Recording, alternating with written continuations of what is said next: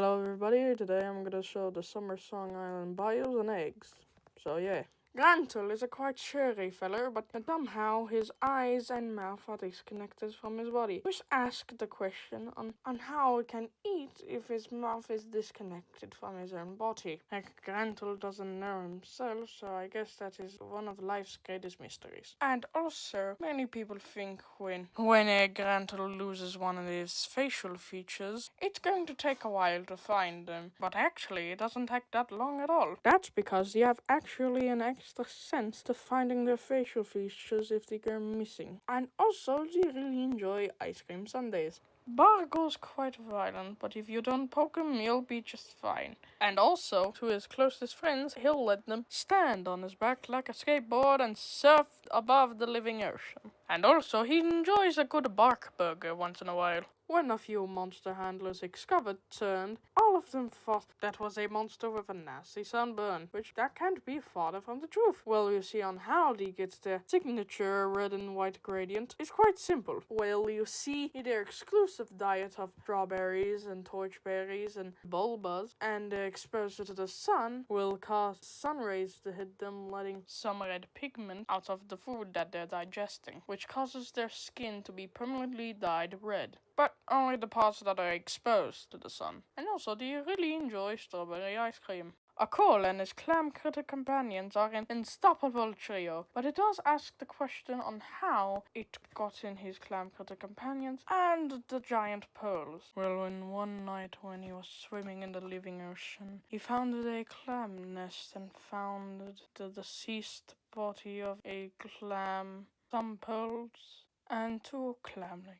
So he decided to take the pearls and the clams and treat them as one of their own. Well, Kots is a great guy to chill on the beach with. I would know. I did it once. And if you might wondering on why he has a coconut stuck in his head, it's because, well, constantly lava spews out of his head. So to avoid that, he stuffed a coconut in there. And also put a smaller umbrella so you can have portable shade. Kraupoi was originally in a project called Stopping the Scumbags of the Monster World, and he was their sharpshooter, and they were unstoppable. But one day, Kraupoi had gotten an injury that had to force him to retire, so he decided to go to Summer Song Island.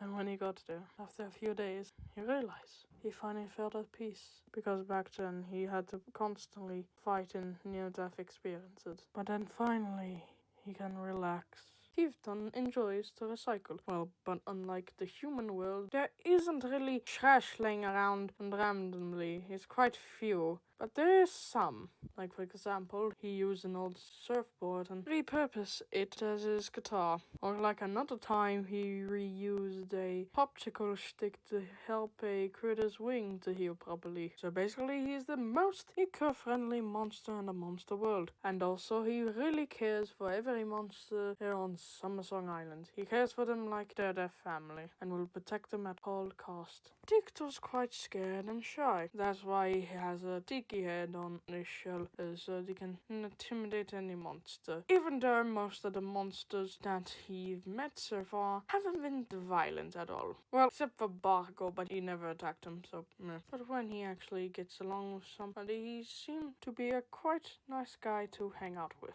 And also he tries his best to break out of his shell and tries to socialize and tries to make new friends more. Pun intended. What?